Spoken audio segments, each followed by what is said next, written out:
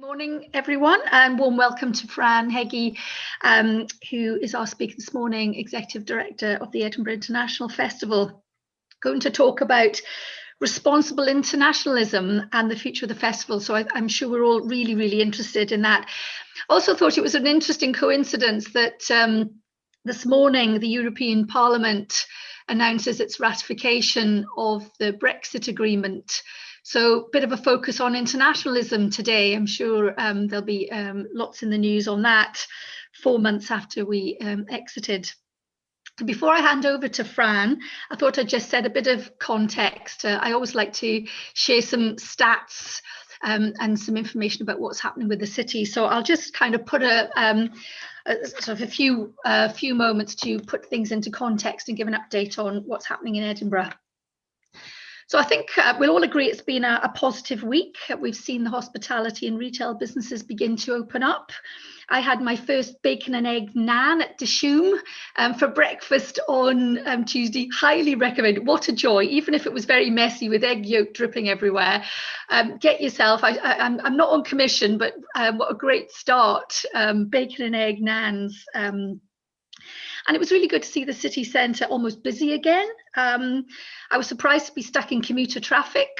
I couldn't believe the traffic jams getting into the city at just about 8:15 on Tuesday morning. So, you know, things are starting to move. And I think the anticipated pent-up demand seems to be living up to expectation. There were certainly loads of people carrying lots of shopping bags, wandering around the city centre. So I think some very good news to start. That said, I think there are still some significant challenges ahead and challenges to keep this going. Businesses are still facing very reduced capacity and a lack of visitor numbers. So creating a sustainable business model over the next few months is going to be difficult. Add to that, Edinburgh is expecting a slow recovery. So far, 20% of businesses in Edinburgh are reporting they're at risk of insolvency. That's across all sectors. And if you look just at the hospitality sector and tourism, 30% of hospitality sector are at risk of insolvency. We're still heavily dependent on the furlough scheme. I think there's roughly 40,000 people in the city on furlough, and 2/3 of those are in culture and hospitality, and 8% of hospitality businesses not sure they'll survive the next 3 months. We've also got high unemployment legacy. I think at the peak last summer, unemployment claimants had grown by 200%. I think that's leveled at about 160% increase from February 2020. But still somewhere in the region of 20,000 unemployed in the city. And if you're female and under 25, you're 2.5 times more likely to be unemployed. So, you know, we've got to look at how we address that. In terms of international trade, exports in the region in Edinburgh are down 34%, mixture of Brexit and the pandemic. And I thought a really interesting stat was migration flow is down. So we have fallen from 18,000 migrant workers in the city to 5,000. And a high number of those are EU nationals. So I think there's sort of additional challenges for business, particularly in the hotel sector. I know certain hotels in the city, something like 90% of their workforce were EU nationals. So, you know, that there's that interesting tension between unemployment and yet being able to fill jobs. Edinburgh Airport back to 1995 levels of passenger numbers, I think is down 90%. And I think the more alarming fact is that the airlines are pulling out of Scotland and Edinburgh, you know, having taken the last 5 years to build up so many, I think over 200 direct international flights the international airlines are pulling out, largely because of the stricter quarantine rules and low demand to flying into Scotland. So they've gone to where the demand is. So those routes are lost and may not come back before the summer. So even if we want to travel, or could travel, and we wanted to welcome international visitors to the city, I don't think it's going to be easy to get here. And I think the kind of, particularly from the City of Edinburgh Council, recent reports, they're expecting Edinburgh to take to at least 2024, even 2026, to recover to pre-pandemic levels. So I think there's a lot of work to be done to accelerate that recovery. And there is a lot of work going on. ETAG, Edinburgh Tourist Action Group, launched its Forever Edinburgh campaign last week. That's the campaign, big marketing campaign to attract visitors back to the city, largely focusing on domestic Scotland and English visitors, with little expectation of international visitors this year. But the very good news, our beloved festivals have been given the green light to go ahead. It was great to hear the announcements last week, both of the Festival Fringe starting to take registrations from the 5th of May for their performers and productions. And very good news that the Edinburgh International Festival will be going ahead with physical performances in 3 key venues across the city, covered outdoor venues. But again, social distancing issues, we'll keep an eye on those. But I'm sure more from Fran when she presents just in a couple of minutes. But I guess, Fran, for you, the clue is in your name. You are the Edinburgh International Festival,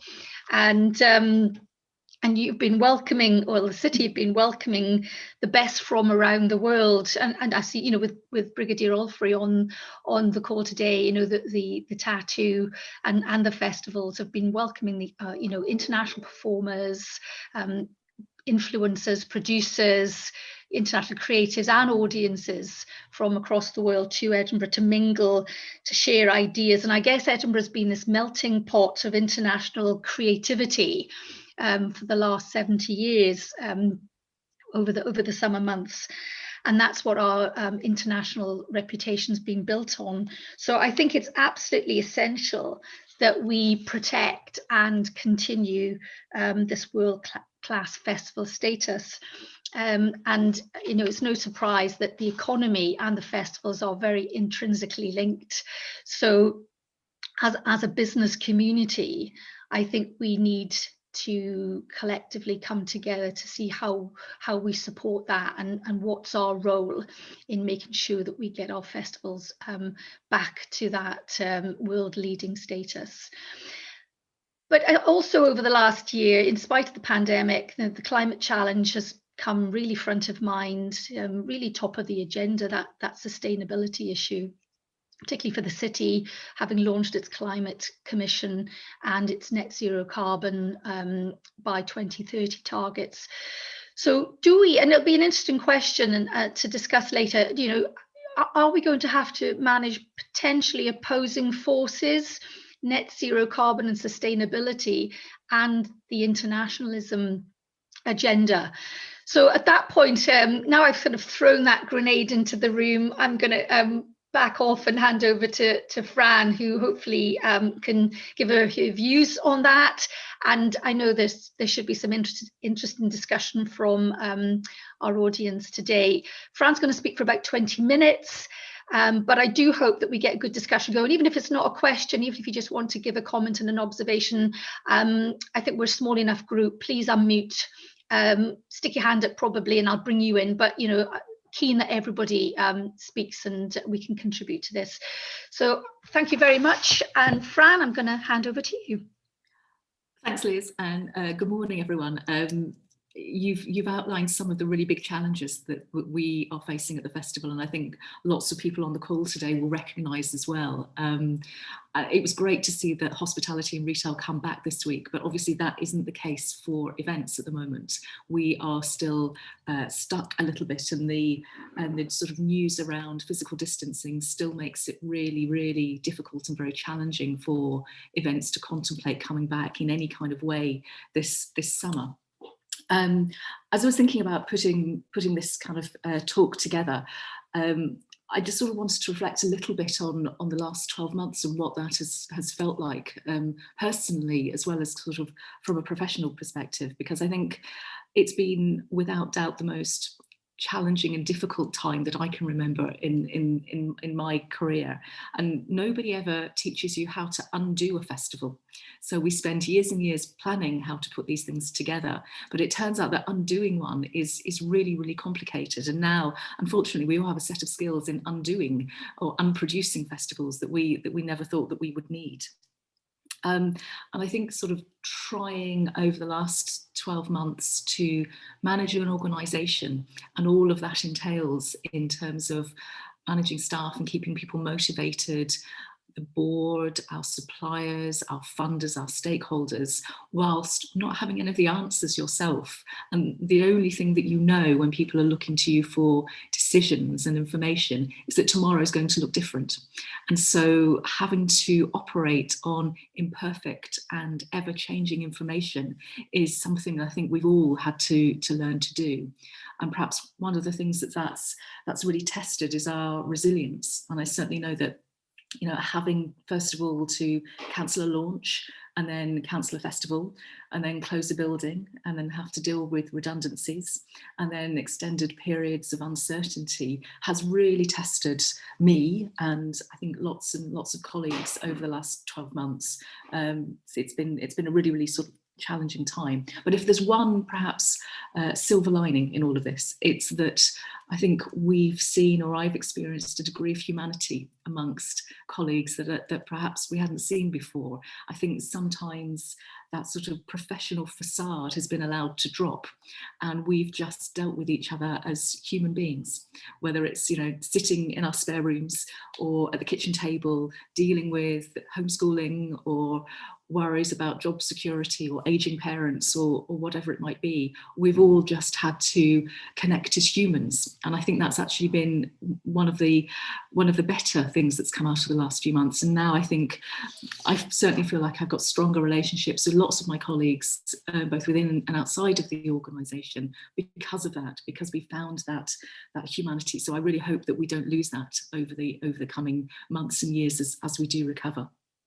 Anyway, that's enough of the preamble. I was asked to talk about the future of the International Festival and where that's going. And I think the first thing I'd say is that I think we are in a period of transition and adjustment. And wherever there is an opportunity to think about the future, there is also the opportunity to make positive change. I think we're very conscious that the challenges of COVID in the last 12 months haven't fallen equally across society. And those people who've been struggling at the outset are probably struggling even more now a year in. But I think where there is change, there's opportunity. So we have been looking within the organisation over the last 9 months about what the future looks like for us. And I think I'd say that we have managed, and I can see some of my colleagues on the call today, so they will recognise some of this. We've managed to do probably about 3 years worth of development work in about 9 months, which has been extremely challenging for us, but it's enabled us to do that behind the scenes, the back of house work that maybe we would have done over a period of time, but we've certainly accelerated it in order to get ourselves set up to make best advantage of what comes next. So we have things like a new CRM system and a new website and a new procurement systems and a brand strategy and finance systems and a fundraising strategy. So all of this work has been done in preparation for what's coming next. So what is coming next is we've done a lot of thinking about how we need to position ourselves in relation to the city and internationally. And there are 3 sort of touch points to that, or 3 pillars, whatever you want to call them. The first one is about how we make ourselves more relevant to people in the city and internationally. How can we connect better to residents, to businesses, to artists and producers who live in the city, to make sure that the festival is meaningful to them and then they can find ways into it. The second one is about our internationalism. We were founded in 1947 with internationalism at our core. That's why we exist. So thinking about what that means in the future for us when we are recovering post-COVID, but also in a world post-Brexit as well, when the nature of international relationships are perhaps even more heavily scrutinised and therefore more important than they've been for a while. And lastly, the idea that we exist to enable discovery within the world, certainly discovery of new artists and new art forms and talent, but also discovering each other and different cultures. So enabling people to discover what Scotland and Edinburgh is really like and what really goes on here, but also discovering ourselves and what makes us tick. And I think the arts and culture have a huge role in enabling that. So I think one of the reasons that we announced last week was to provide a degree of confidence to the city, because we're extremely aware that a huge amount of individuals and people and freelancers and the supply chain depends upon the festivals, plural, coming back. And so we really wanted to put a marker down that the festival is coming back this summer. It may look slightly different, but to be able to say that there is going to be something, hopefully has given people the confidence to book that trip to Edinburgh, or to think about, yes, they will come back with their business this summer, or they will come back and try and work here this summer, so that there's a sort of greater sense of optimism, hopefully, that we can support. I think the international aspect of what we're able to do this year is probably different to most years. In a normal year, we would welcome something like 450,000 people to the festival. We would bring over something like 2,000 artists from 40 different countries. So this year, obviously, that's not possible because of some of the limitations that Liz has mentioned. But what we are hoping to do is to bring over a much smaller number of international artists, probably around the 100 mark, able to sort of not let us forget that the festival is international, but most of our orchestras, our ensembles and our companies will be from Scotland and the rest of the UK. And then finally, I think that the discovery element this year will be one perhaps more of rediscovery of our love for live events. So the digital is all well and good, and talking to you this morning is lovely. I can see 6 of you. The rest of you are names on a screen, but the reality is I'm sitting in my spare room and I'm talking at a computer. 7 people, hello. So it's a very different dynamic trying to do things digitally. And I think what we have seen once we announced that we were going ahead is a huge sort of wave of relief, actually, that people are going to be able to reconvene, because there's something very special about congregating in person to share that moment, that shared experience, and those shared moments of brilliance that just the arts and culture can bring. So what we're doing this year, and how it's coming back, is we are building 3 bespoke venues in different places across the city. One of them in Edinburgh Park, which is a new venture for us.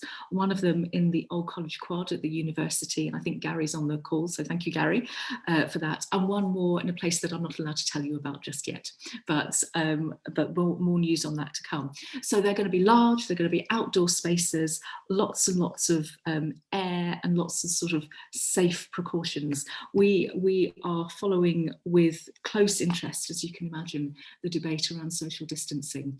And at the moment, it's looking like it has to be 2 meters distance, which causes all sorts of challenges, financially, certainly, but also from an audience perspective as well, and thinking about the experience that we're able to give people if our kind of seats and our bubbles have to be 2 meters apart. So we're following that with interest and hope that we'll see some movement on that in the future.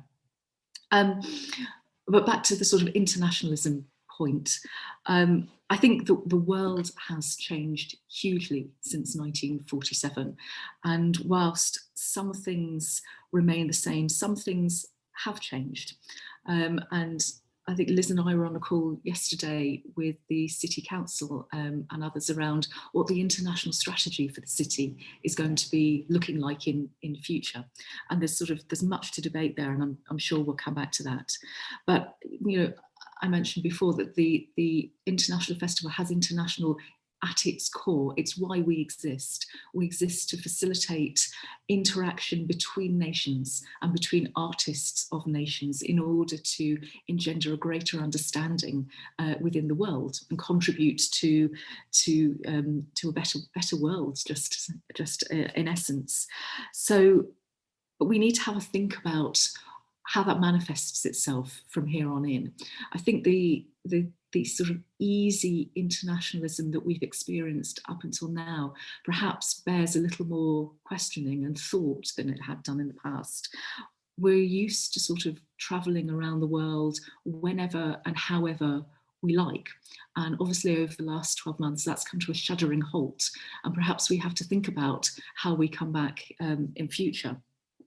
We really want to connect people face to face and live, because that's why we exist, and we believe in the power of the live. So I don't think that's ever going to go away. But I think we have to think about how we travel in future and what that looks like, and what for us responsible internationalism looks like. So how do we carry on as an international festival, being extraordinarily aware of the impact that we have in terms of climate change, when we bring over thousands of artists every year from all different parts of the world, and we encourage audiences to come and visit us.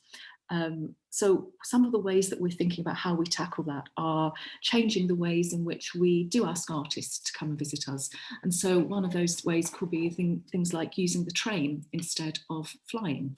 So we've started testing that out this year, and some of our artists, particularly from places in Europe like the Netherlands, have embraced that fully and are fully on board with that. And some companies are saying to us they won't travel unless it's on the train. Other artists are saying to us, no, actually they want flights, and that's the only thing that they will contemplate. So I think there is a role that we have to play in terms of affecting a culture change about thinking about how artists travel in future, and the influence the International Festival can bring to bear on our contracts, on what we put in there, and about what we will require of artists coming to us and what we won't. It's a live one, but I think it's something that we need to tackle. The second thing is about the period of time for which artists and companies come to us for. I think the days perhaps of having an orchestra come in from Los Angeles or Beijing for 2 nights only and then go back again are probably over. So we need to think about alternative methods of presentation where people are perhaps with us for a longer period of time. They're doing more dates. We're asking perhaps more of them whilst they're here to really make the most of those long haul trips. So that's something I think that we'll be looking at, again, not for this year because we're not bringing over those large ensembles. Another aspect is perhaps greater collaboration with other venues and presenters and promoters within the United Kingdom, perhaps being slightly less precious about the exclusivity of having the only dates for a company within the UK in a particular year. So is there a way that we can collaborate with other festivals or venues in different parts of the UK? So people come to Edinburgh certainly, but then maybe they go to Birmingham, Dublin and London on that tour as well, so that we're really encouraging people to make the most of the trips that they do make. I think artist travel is one aspect, but we also need to think about audience travel as well, which actually makes up a far bigger footprint than artists do. The majority of the International Festival artists are domestic, in fact, and this year, although it's a slightly different year, we think we'll have something like between 95 and 97% of our audiences will be domestic audiences coming only from Scotland or the rest of the UK. And in a normal year, actually the percentage of international audiences is only around 12%.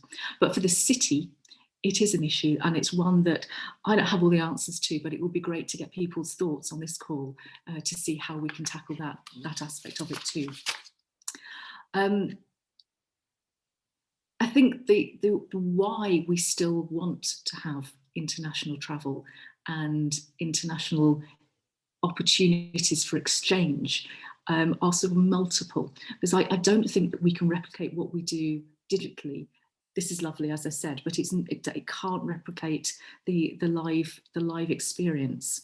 I think what the festival does is enable that intercultural exchange and the development of relationships that can only happen effectively face to face. We also provide that sort of neutral space for governments and people to come together around a performance. So every year we have international delegations that come to Scotland because there's an immense pride that companies are performing in the festival from their country. And I don't think that sort of thing can be replicated in any other way. So there's a soft power element to what we do in the festival as well. And we are able to present Edinburgh and Scotland as open and welcoming of global partners and global partnerships by playing a role in cultural diplomacy and building bridges between Edinburgh and the rest of the world, which really I think we need to do now more than ever before. So we need to be thoughtful and deliberate and careful in our internationalism, but I think we must maintain it because it is at the core of what we do. And just a moment on digital and why I'm not sure that's the answer, because I think a lot of people have embraced digital over the last 12 months because it's been a necessity. It's how we've all had to communicate, but there's a number of reasons why I don't think it can replace what we do. Our audience tell us that experiencing culture and particularly performing arts through a screen, it doesn't come close to the real thing. And I think I would agree with that. I don't think it does. So I think it's never going to replace the live. And also I think we have to recognise that digital is an art form in its own right. So when we're sitting down, we're watching Netflix or we're watching the TV, that's an art form. And it's just a different art form from the one that we do, which is to present theatre, music, dance and opera. I think the second reason is that unless I've missed it, I haven't seen any cultural organisation that has yet found an effective way to monetise what it does culturally. So there isn't a robust economic model that derives income in a sustainable way from streaming or from showing work on screen. But then lastly, and perhaps even more compelling for me, the increasing carbon footprint of the digital we need to consider. So the energy requirements from all of our devices, the energy requirements from data storage, the energy requirements of streaming of live events are not insignificant, and they are growing year on year. I did some sort of looking online using up more carbon footprint for this, in 2017, you'll be familiar with the song Despacito. It had 5 billion downloads, and that equates to the total energy use, the total annual energy use of Chad, Guinea-Bissau, Somalia, Sierra Leone, and the Central African Republic combined. So the streaming of one song, a lot of times, has the sort of net effect of energy use for several smaller countries. And we just have to sort of bear in mind that whatever we do, digital has an environmental impact as well. So I'm sort of going to round up there, I think, because I'm not sure I've given many answers, but I think I've sort of set out some of the challenges and opportunities that the festival faces in returning to live this summer, because that's really what we want to do, balanced with the risks of cancellation that we have to acknowledge because we're not yet out of the woods in terms of COVID. We have the opportunity to rethink how we present ourselves as a festival and indeed a city post-COVID, and what that looks like, particularly on the international stage. We've got an opportunity to rethink our international relationships and how we do that and how we prioritise them. We have an opportunity to think about how we address our carbon footprint and the impact that might have on our international activity and relationships, to work out what our digital presence and our digital activity will be, and all together to ensure that Edinburgh remains really that sort of beacon of internationalism on the world stage and is open to people who want to come and work here and live here, invest here and study here. So I'll leave it there, and then I'm fascinated to see what kind of questions people have, or indeed if they have any answers to any of those. Brilliant. Thank you very much, Fran. Gosh, I think there's plenty to consider there. And I think you're right. I mean, the challenges of balancing economic growth and getting our economy back on track with the need for net zero carbon. You're right, we're talking about that international strategy for the city, but also in terms of economic growth. You know, our domestic market isn't big enough for the growth that we need for our businesses. So therefore, we need international trade, we need international travel. And I'm sure if Gordon Dewar was here, he would certainly be promoting international travel by flying. You know, use it or lose it. We know we need to have a sustainable airport. I know they're launching their sustainable strategy, the sustainability strategy. And I'm going to pick on Alan Laidlaw in a minute, because he and I have had some really interesting discussions about this, is kind of where does the carbon footprint, who owns that carbon footprint? Because at the moment, all the people who fly into Edinburgh, the airport takes the carbon footprint of that, and yet they fly into Edinburgh to go to the festivals, to stay in hotels, to eat in restaurants. So maybe we need to rethink about how we allocate that carbon footprint, and maybe through the supply chain, we all take a little slice of it. And then if all of us take our little bit of activity to reduce our own slightly increased carbon footprint, all those little bits of savings add up for the greater good. So I think we've got to look at how we allocate carbon footprint. And I know the airport have come up with some great ideas. They spend a lot of money carbon offsetting. You know, they plant thousands and thousands of trees up in the Highlands. How do we keep that money locally to improve the local economy? They've offered that instead of planting a tree, do they replace a boiler, you know, a gas boiler in the city? So I think there are lots of ways that we can, but they can only do that if they've got a successful airport creating revenue. So I think this is a huge debate. And I know, Alan, so I'm going to bring you in at some point as well. We've had the same conversation about agriculture, where the farmers take the full carbon footprint. And yet while we're eating our Weetabix for breakfast, we don't have any of that carbon footprint. So I'll just kind of throw that out there as a start to think about, if we've got to look at responsible internationalism, how do we all take our share of that responsibility? I don't know whether you want to come in on that, Alan, and then I'll open it up. I'm sure everybody's itching to get in. Yeah, thanks, Liz. Thanks, Francesca. You know, I look after the Royal Highland Show, and what you said at the start really resonated. There's things that we've had to do in the last year that we never thought we had to, and actually reversing some of the stuff is more difficult. I was really interested to hear about your CRM stuff and things, because that's exactly what we've done, because normally we have an 8-month period between shows, and we don't have enough time to do big IT projects. Yeah, Liz, the internationalism thing is really interesting. I'm really embarrassed that I've told you that story enough times that it's resonated so much. Catherine's smiling, she's probably heard it too. Yeah, a good friend of mine was sitting having lunch with us one day, and the farm that we were living on at the time, the tractor was belting back and forward, burning diesel as far as they were concerned. And he said, oh, I would hate to have that farmer's carbon footprint. And I just paused and said, so what did you have for breakfast this morning, a Sunday morning? He said, oh, I had some Weetabix and some toast. And I said, well, he's growing wheat, so therefore his carbon footprint is yours. And, you know, just throwing it at the farmer for farting and belching cows is slightly unfair, when we are the consumers of many of those products, even if we don't eat them. And then you get into the whole, and even Patrick Harvey of the Greens was talking on a interview the other day of just because you don't eat meat, importing an avocado in December is not a great carbon footprint either. So I think a more nuanced debate around that is really important. I think the event side of things is going to be really difficult in terms of, I suspect that those people who have coped with moving online this year are going to see an increase in demand for that. So we could end up flying an orchestra across the Atlantic, having them here and still streaming, and having to understand what the impact of that does.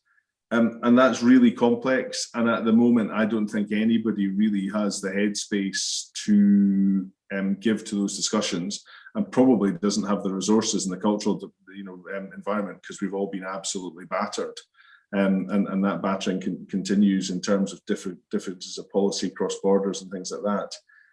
And I don't know what that looks like. We've gone digital. We've gone to a showcase this year. And the reason we did that is effectively a behind closed doors event. The reason we did that was a 3-year gap in our scheduling just didn't work for our agricultural community, for our livestock communities and things, because that camaraderie and bringing people together.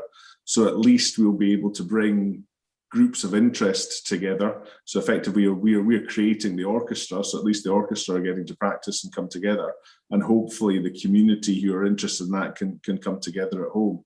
And one of my concerns from that is, and David will know how to monetize this probably more than many on the call, is actually, are we going to raise expectations for next year that they can see the full Royal Highland show completely streamed online, when the commerciality of that's quite challenging. So yeah, I think we're at a real junction in terms of that type of decision making about what the future looks like. And I suspect, and Liz, we've talked about this in the sort of resilience group, the downstream and upstream value of event sector, cultural sector in Edinburgh has only probably come to the fore recently, because it's probably been taken for granted. And I'm not going to get into bed tax debates and all that sort of nonsense, because I know you've been neck deep in that for years.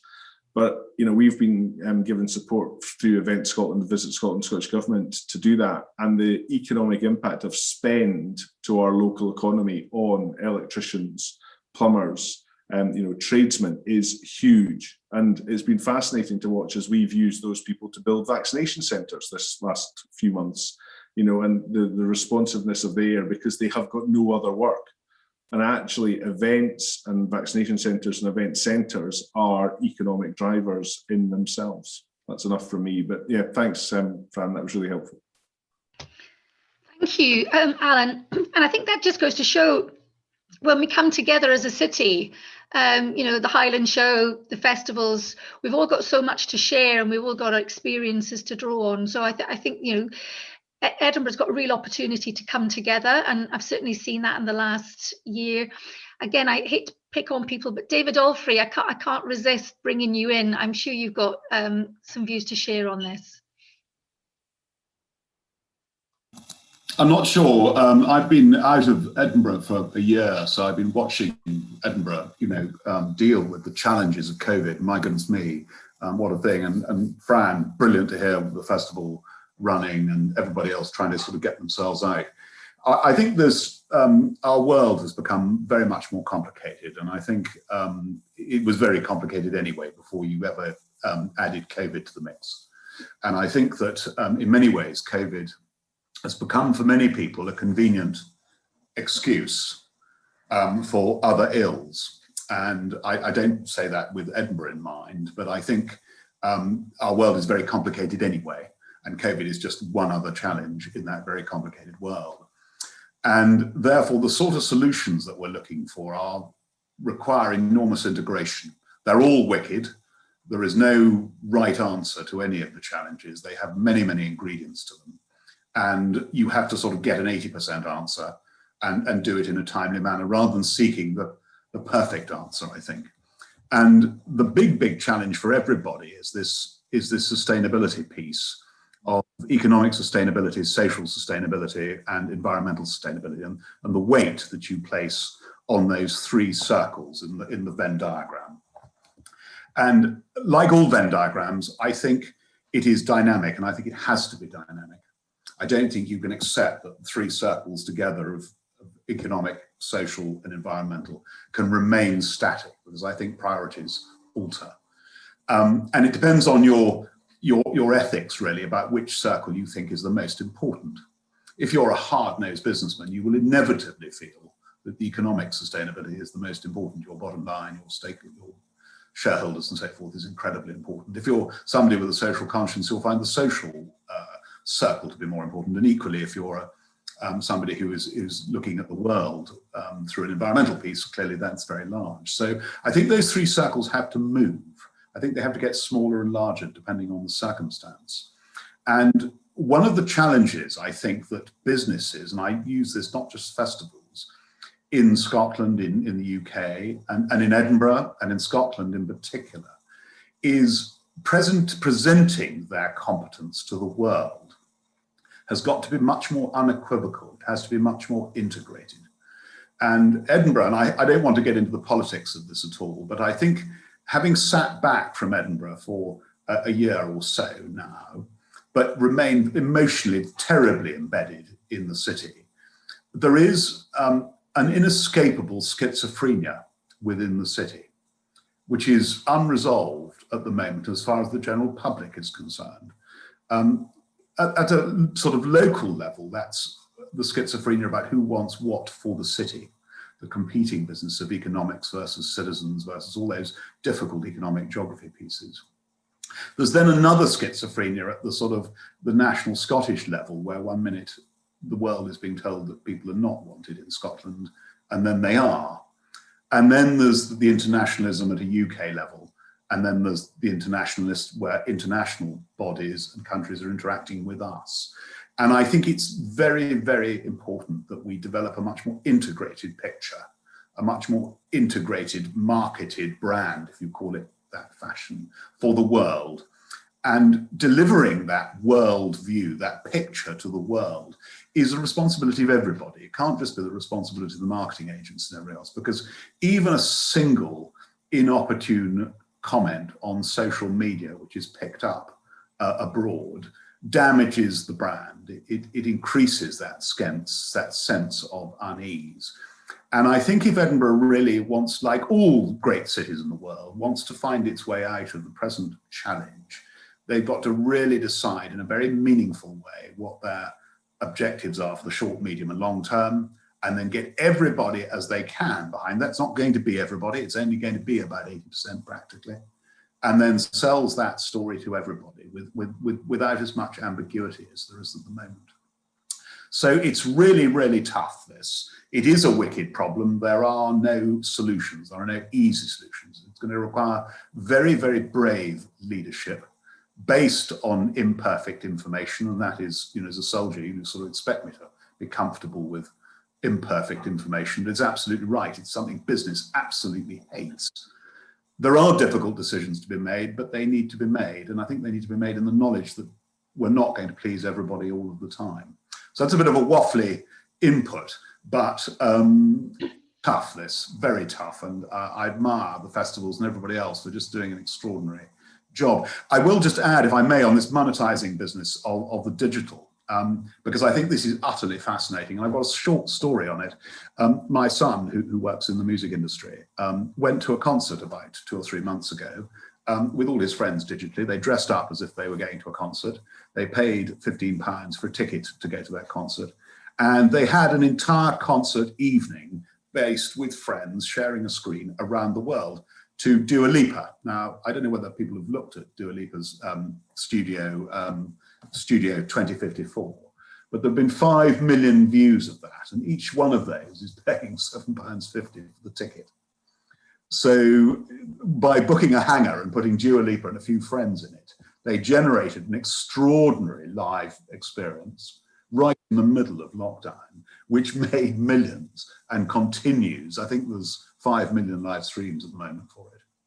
So there are ways of monetizing. They're much more difficult than most of us are used to. Really, really tough. So, yeah, a bit of a waffly answer, Liz, but thank you for the opportunity.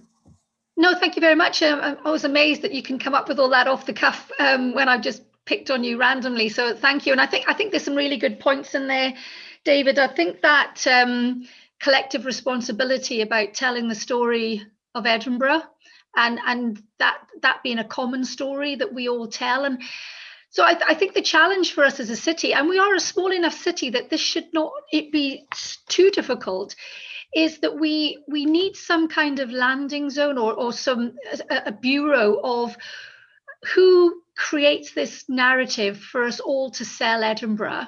I know there's a lot going on around the net zero carbon and COP26. So as a city, we need to come behind these initiatives, but there needs to be a coordinating force, because we're not going to just all volunteer and come together. I think there does need to be a backbone organisation that pulls that collaboration together. The challenge, and I see Nick Langan's on the call from the City Council, the challenge is that Edinburgh City Council are absolutely stretched to the nth degree in terms of resource they've got. They're 100 million down on their budget. They've got to keep the city going. The pressures on social care, health, justice, just keeping the city going.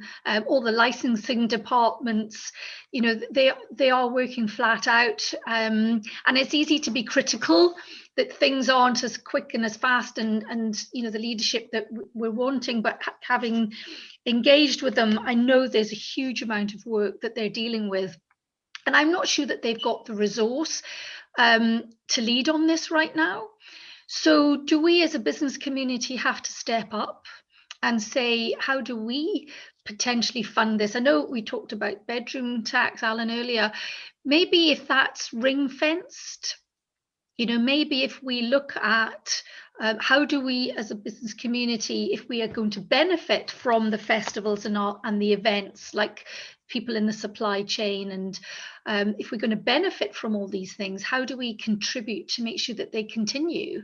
And how do we all collectively sell Edinburgh to the rest of the world? So I do think that we've got to ask ourselves, we can't just sit here waiting for somebody else to do it. And I would be very happy for the Chamber to kind of step up and try and coordinate that. But I think we've all got to play our part in that as well. I don't know if anybody else wants to come in and comment. Again, sorry to pick on people, but Susan Deacon, I know you've done a huge amount of work chairing the Festivals Forum. You've seen all the work that's gone on in the background making this happen.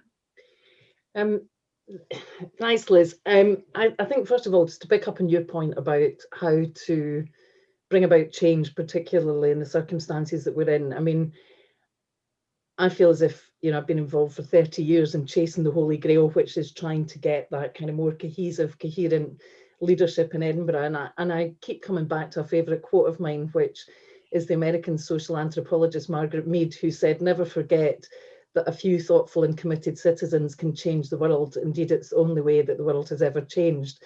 And I think it's important for us to keep hold of that kind of thinking, because I think everybody in this call has the potential to change things. And my own view is that the real change is particularly in the recovery period, but I think this applies to how Edinburgh got to where it was before as well. But the real change is going to come from the doers and the people who are leading festivals and events and businesses and the universities and so on. It's not going to come, I think, from some of the very clunky, very politicized kind of forums and discussion that we have, which is not for a moment to take away from the importance of the role that governments, national and local, have. So that's my first point. But just to pick up on that point, maybe about the clunkiness of public policy, and it's not really a question to Fran, because I don't want to put her behind the 8 ball. Can I say, by the way, fantastic, really interesting talk. And I sit in a lot of meetings where people say, oh, the festivals have got to change, the festivals have got to adapt. And I find myself getting very defensive on their behalf, because the festivals, even prior to COVID, have constantly adapted and changed. And as Fran said, you know, in the last year, that adaptation has just, you know, been on speed, you know. So so I think, you know, big shout out, I think, for everybody that's involved in running our festivals and managing through the process. But as Fran's mentioned a couple of times, you know, we're not out of the woods yet, and particularly the current position of government around social distancing and the lack of willingness of Scottish government to provide a kind of planning horizon for people is a really critical impediment for any of the festivals to really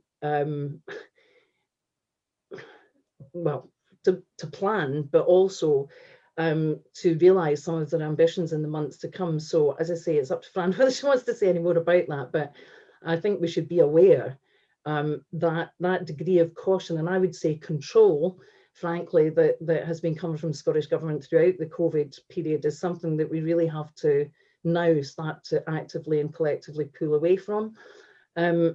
The second thing I would say is, and just focusing on the international theme of today, I think we have to, you know, really wake up and smell the coffee about the need for us to ensure that Edinburgh re-embraces being a welcoming city for visitors.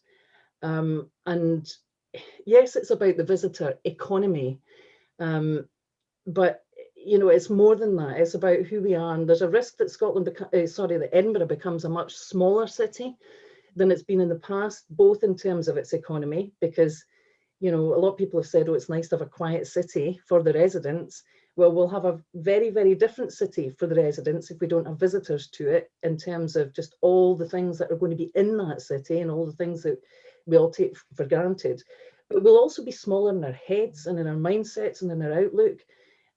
So I think there's something, and I think it's really quite immediate, that we all of us in our different ways, and we do all have opportunities to shape and influence things, you know, have to be actively and positively articulating why it's so important that Edinburgh retains that multiculturalism and that international dimension that, you know, the festivals have been, you know, an exemplar of, but they sit very much as part of something bigger and wider that's been developed over many years. And the final point I wanted to make, again picking up on something that Fran said, is around human connection. I'm really quite astonished at how there has not been, it's kind of starting to happen now, but there's not been more focus on the human damage caused by COVID.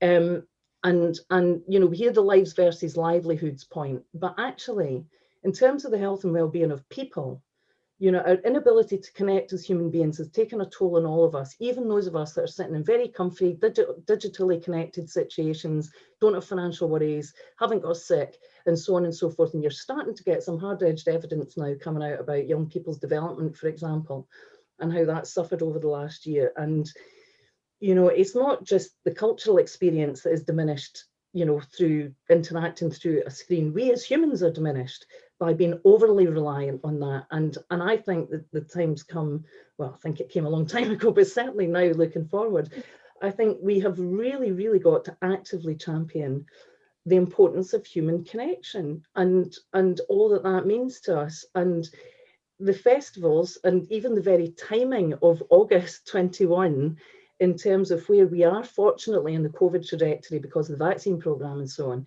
is just such an opportunity for us to once again use culture as an opportunity to reconnect as human beings. So, you know, I'm not sure that there's quite so many conceptual or philosophical divides, maybe as David suggested. I think there is a kind of unifying place there that's very human, that's very real, that we don't hear in the salami sliced public policy debate, but actually for most people in the real world and our real lives just kind of makes sense to us. And so I think, you know, while Liz, as you know, I'm really, really passionate about all the efforts that are made to bring us together collectively in, you know, a kind of more structured way, I think the takeaway, you know, from today is, you know, what can each of us do to be supportive and to champion and to advocate and articulate precisely the kind of vision thing that Fran set out.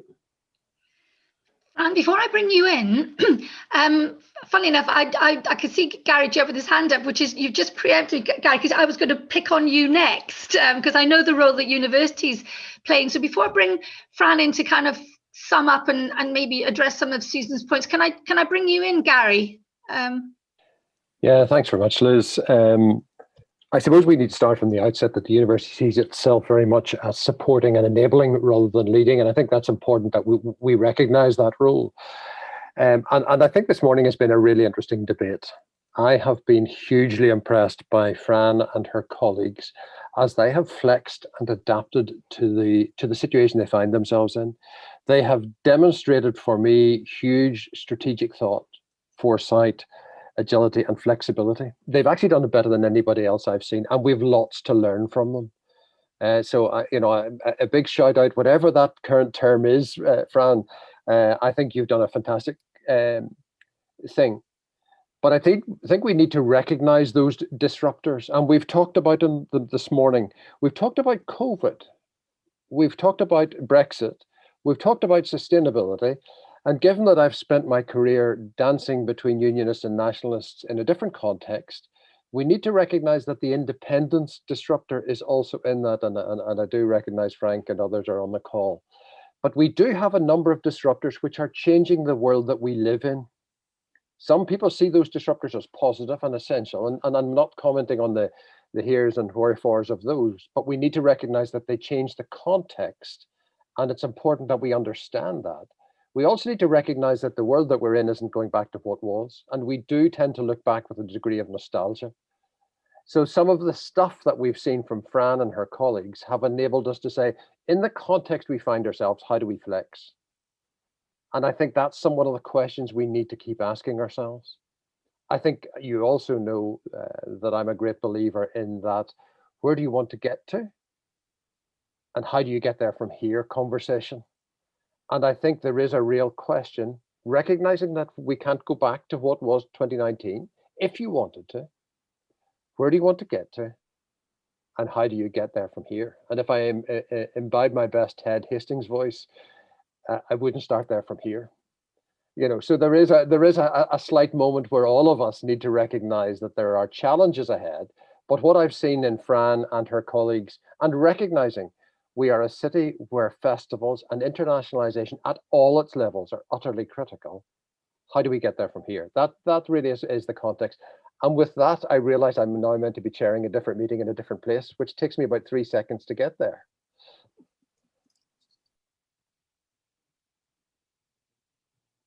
And meet myself. Thank you very much for that, Gary.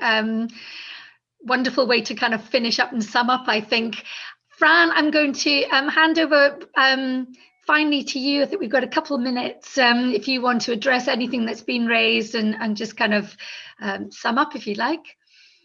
Thank you, and it's been really great listening to some of the contributions. I think I would just, we have ranged far and wide in this morning, and some of the questions that we've identified are huge policy questions that are required not just on a city level but on a UK, if not international level, about how we allocate carbon footprint, and we need international agreements on some of this kind of stuff. And so some of the policy questions are so big, and the capacity of our institutions to be able to grapple with those at the moment, I think is diminished for entirely understandable reasons. People are exhausted. People have been firefighting for the last 12 months, and the ability for us to just flex and deal with global issues is probably somewhat limited. I mean, I think thinking about, as a city, how we underpin everything we do so that it's environmentally sustainable.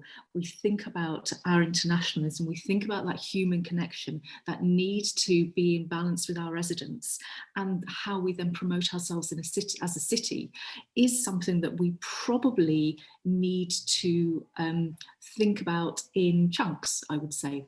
One of the things that I've kind of been thinking about is I've been doing a little bit of work with UK government, and I've seen how, just quite frankly, relieved they are when people come to them with ideas and solutions. So rather than us perhaps waiting for it to emerge from on high, perhaps, Liz, as you say, what we can do is get on with it ourselves and think about putting forward some proposals or ideas or solutions in some of these areas, and then see how it comes together, because it's all of our responsibility, I think. So yeah, all up for taking ownership of this.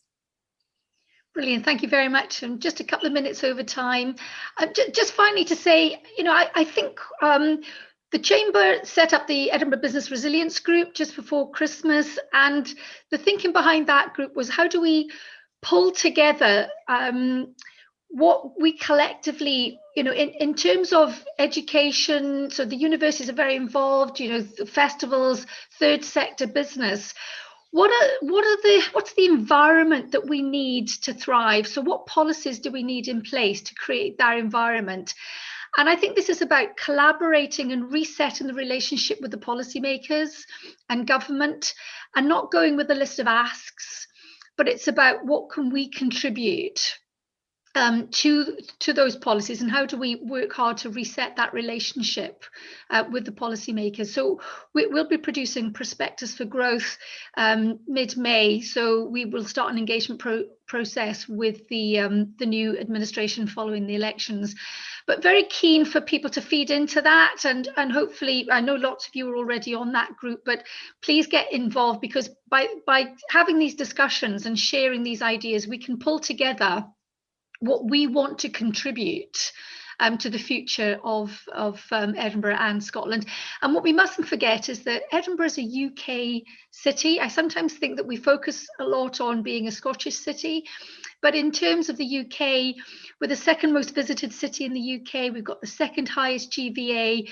I think we contribute 2.2% to the UK GDP.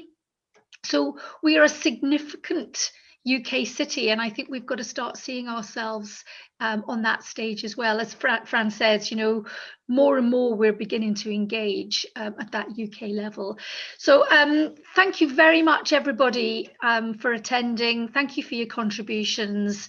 I hope we've captured all this, and maybe we should have a follow-up, because I think what we've done is ask more questions than provide answers, but the answers will come if we keep sharing our thoughts. So hopefully you will all have a wonderful day. Thank you very much for joining us, and see you all again soon. Bye, everybody. Thank you. Bye.